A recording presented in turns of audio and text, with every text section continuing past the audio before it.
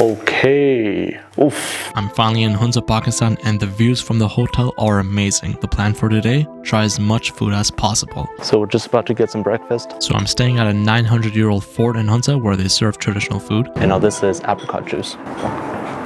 Oh, it's thick, it's sweet, but I think I like that apple juice better. Next we have this pancake or crepe that's made with locally grown wheat that's then fermented and topped off with local honey and fresh walnuts. Fresh walnuts have a lot much of a stronger taste. Oh, the pancake's really good. I don't know what is in those local seeds, but the walnut is really strong, which is nice, and the honey makes it that much better.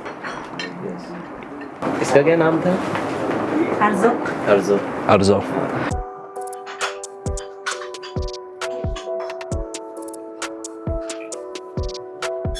It's almost like a donut, but just not as sweet. So it's good for breakfast.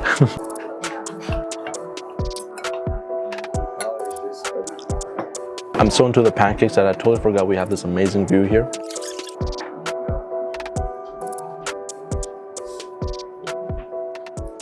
So we just finished breakfast and now we're on our way to another fort. So to clarify, my hotel is at Altit Fort, which is 900 years old, and this is Baltit Fort, which is 700 years old. And this place acted as the capital state of Hunza. The builders strategically located this place to provide a panoramic view of Hunza to assess any threats from both inside and outside the state. The fort itself is 3 stories, with the 3rd story containing the kitchen, which had hundreds of year old cooking pots and vessels. So it's pretty cool to see this is all still preserved. But now it's become a place for selfies because the views you see from here are amazing. So we're basically surrounded by mountains. We're on top of Baltic Fort. There's just a 360 view of amazing mountain ranges. And from this angle, it's also pretty cool to see that the residents of Hunza just dry fruits by leaving them outside. I'm off to the next spot, and I've seen some people in the comments recommend that I try out the walnut cake in Hunza, so I'm off to a spot called Crepe de Hunza to try exactly that.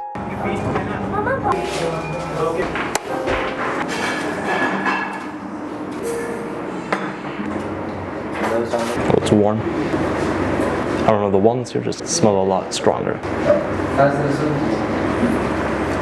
It's sweet. The cake itself is it's almost very crumbly. It's a bit dry, so I think it would be nice if we can have some chai with this. I'm giving that a 7.5 out of 10.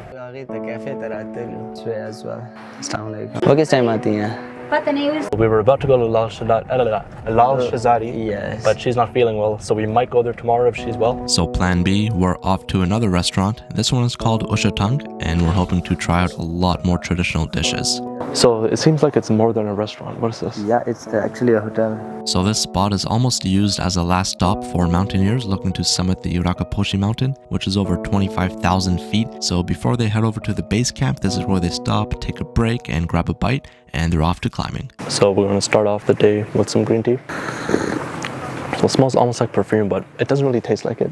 The owner Israr takes us back to the kitchen, and surprisingly he has hundreds of year old pots quite similar to the ones that we saw at Baltit Fort. First up on the menu, head chef Malik Shah is going to be making a dish called Ghurkun, which is basically a 1-pot mutton dish, mutton being sheep. So he'll add that to a 200-year-old pot along with some red onions, sliced tomatoes, and he'll season this with salt, chili powder, and ginger and garlic paste, which looks green for some reason, and he'll top it off with some walnut oil and a bit of water. He'll give this a mix, and that's pretty much it. Top it off with the lid, and he'll cook this low and slow until it's super tender. So this really is a 1-pot meal.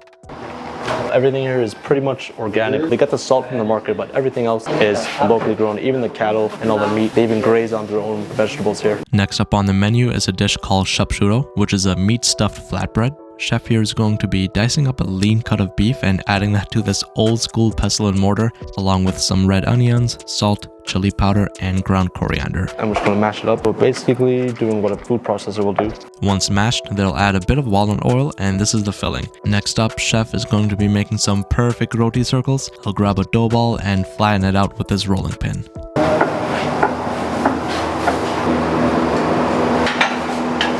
Once it's flattened, he'll add a bit of water to the perimeter of the roti and then begin scooping in handfuls of our beef filling. Once it's all filled up, he'll add another piece of roti on top. And now this is where it gets a bit cool because I love the way that he crimps the dough. It almost looks like a rope, and I had the chance to actually try this, and trust me, it's a lot harder than it looks. I'm going to fail, it's so hard. Yeah, fine. Anji. And once everything is crimped together, he's going to slap this onto a tawa, which is basically a flat pan. So because there's raw meat in the actual dough, we're going to be cooking it on a really low heat so everything cooks evenly and we don't really get raw meat in the dough. After about 10 minutes, he'll flip it and cook the other side until it's all done. So this is a type of wheat? Yes. So the way they process the wheat makes it almost naturally sweet. So when they use that in the dessert, they don't really need to use any sugar. They make it into a flour and then they bake with it. So for dessert, chef is going to be making something called Diram Phiti, which is basically only this fermented flour. So this has been fermenting for about 14 days and it's becoming naturally sweet. And they're basically going to make this into a really thick dough ball and then place this on a stovetop and cover it. That's it. It's not going into the oven. Everything is being cooked really slowly over the stovetop, and then after that it's going to be soaked in some apricot oil, and that's pretty much it. There's absolutely no sugar in here, so I'm curious to see what kind of dessert or what a dessert will be like without the addition of any sugar. And the rotis that they make here is also being made with the same fermented wheat. First up, let's try Chapshuro. So you might think of this as like a stuffed paratha, but it's not really crispy like a paratha. The dough is more thick and it's a bit more chewy. And the meat on the inside is so juicy, like it's not dry. That's good about it. A lot of onions, which is nice because that helps to keep it juicy and moist. I would give this like an 8.4 out of 10. Next up on the list, Ghurkun, which is the mutton that was being slow cooked for about an hour. And on the side we have lightly pickled onions, tomatoes, and green chilies. And I'm going to pair this with the roti.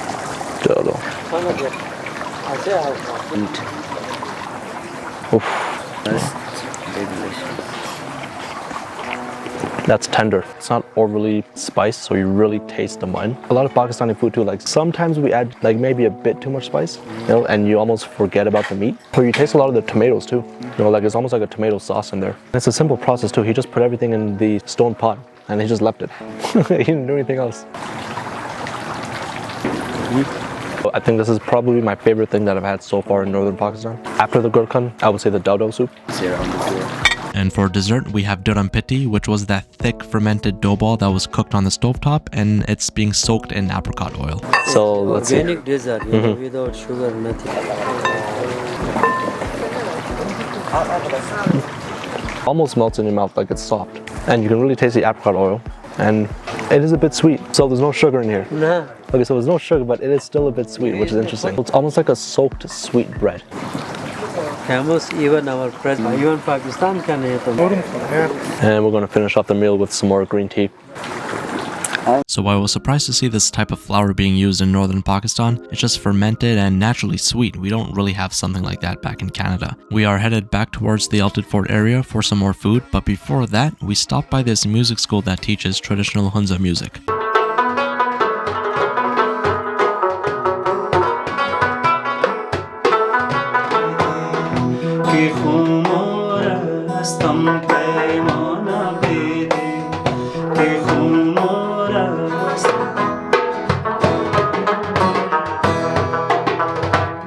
For dinner, we stopped by this little spot called Cafe Culture Hunza to try out some more traditional Hunza dishes. The owner Javed runs the kitchen with his wife with his goal of trying to keep Hunza cuisine alive. Hunza food was almost dead, and my late father just started this to preserving this food by taking care of its healthy natures since 1983. And nowadays it's so famous for its health sectors. First up on the menu, a dish called Berus Berikutz. Local cottage cheese, red onions, and green onions, and apricot oil. He then mixes everything up and evenly spreads it across a piece of roti that's made with the same fermented wheat and cuts it up into pieces. Another dish he's preparing is called Tzamik Potatoes, which is kind of like a potato soup where boiled potatoes are cooked down with apricot nut milk, green and red onions, and garlic. So let's try the Berus Berikutz, which is basically a flatbread that's stuffed with a marinated cottage cheese. I love the cottage cheese in this. Oh, I can eat the cheese by itself. Tzamik potatoes, and the tzamik basically means apricot nut milk. Garlic is nice in the soup. Oh, like if it's cold outside, like you want to have that soup with you. And let's also try the harissa. Now, what's in the harissa? Wheat, whole wheat grains, broth from yak meat, community parties. Yeah, so the harissa reminds me of like a really good hearty porridge.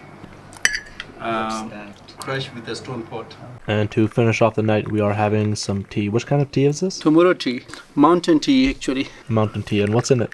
Herbal flowers called Tumoro. Tumoro. Yeah, that's really herby. It almost smells like some sort of thyme. Yeah, like I can tell if I'm sick. Yeah, that can clear up your sinuses. While having tea, it's mandatory to smell first. So you would smell it first and then take a sip. So you can actually clear your sinuses and your throat.